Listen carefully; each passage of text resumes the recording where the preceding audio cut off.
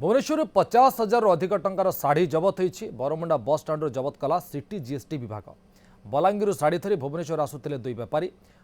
हेले तरुणी मेहर और पूर्णचंद्र मेहर। शाढ़ीर टैक्स इनवॉइस ई वे बिल देखा पार नथिबारु दुई जण बेपारी को अटक रखिंट सिटी जीएसटी। तेज निर्वाचन में शाढ़ी बांटिबा आनी सन्देह करुच्ची जीएसटी टीम। सर सिटी जो रही जीएसटी विभाग जो अधिकारी माने आज बरमुंडा बस स्टाण्ड रे चढ़ाऊ करी गोटे गाड़ी रे आसुथिबा प्राय लक्षाधिक टंकार शाढ़ी ये हूँ जो शाढ़ी बंडिल से शाढ़ी बंडिल को सबू जबत कर जीएसटी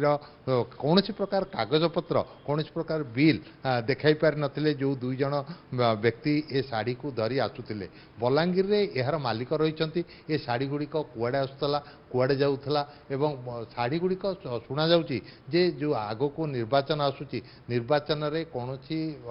प्रकार ए शाढ़ी गुड़िक बंटा जावाई आसूला बोली जहाँ सूचना मिली। प्रकृत में ये शाढ़ी बंटा जावाई आसूला ना आउ कौन बेपार आसूला ताहार अनुसंधान करुच्ची सिटी जीएसटी विभाग। एवं गोटे गोटे शाढ़ीर दाम मूल्य प्राय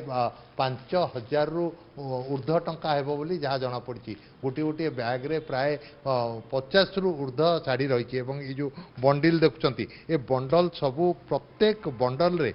दामी शाढ़ी सबू रही ए शाढ़ी गुड़िक जो आसूला यार कौन प्रकार बिल